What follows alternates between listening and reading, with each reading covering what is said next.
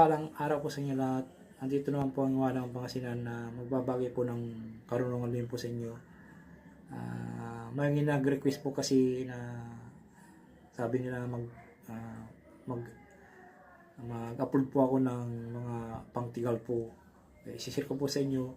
Sana po bago nyo po gamitin po isipin nyo mo ng 100% po bago nyo po gamitin po.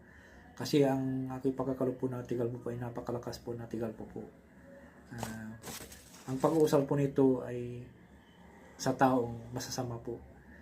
Tigal po upang sumakit ang ulo ng iyong kaaway po. Gagamitin po lamang po sa kaaway po ninyo. Hindi nyo po magustuhan po yung ginagawa. Palagi po kayong inaano na wala pong sa araw-araw po ay ginagawa po kayo ng walang kabulustugan po. Kabulustugan na hindi nyo po maatim-atim na po yung ginagawa niya, kaya nasa inyo na yun kung gamitin po nyo. Huwag nyo lamang po itong paglaruan kasi may balik po sa inyo to pag pinaglaruan nyo po. Ito po yung napakabisa pong antas po na karunungan din po na mataas na antas po na pangtigal po. Kaya sa mga may kaaway po dyan, mag-isip-isip muna kayo bago po nyo gamitin po para o kung sakaling mapatawad nyo po isang tao, huwag nyo pong iikon po. Sa mga naniniwala po dito, maraming salamat po.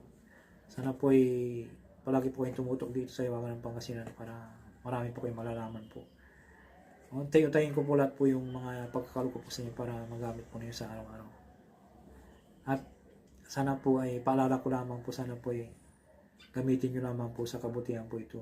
Gamitin nyo lamang po sa inyong kaaway. Huwag nyo pong gamitin po sa iba kasi hindi po tatalab po dito kung wala pong kasalanan po sa inyo na wala pong ginawang kasalanan po sa inyo. Hindi po ito tatalab. At kahit na gamitin nyo po sa taong nakasalubong nyo, hindi po ito tatalab. Ang tatalaban lamang po nito ay yung taong masasama po. Masamang ugali, masamang dila, masamang lahat po. Tatalab po ito sa ganun pong sinabi ko po. Tigal po upang sumakit ang ulo ng iyong kaaway. Narito pong orasyon po. Dignak, masitak, yoniit, iguso. Tatlong bis po salin po sa isipan po at hip po sa kanyang harapan po. Sigurado pong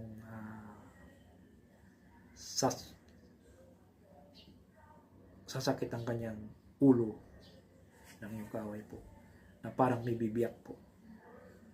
Tatlong beses po salin po sa isipan lamang po. Maganda po ito kung kaharap mo yung taong ganun po na masama.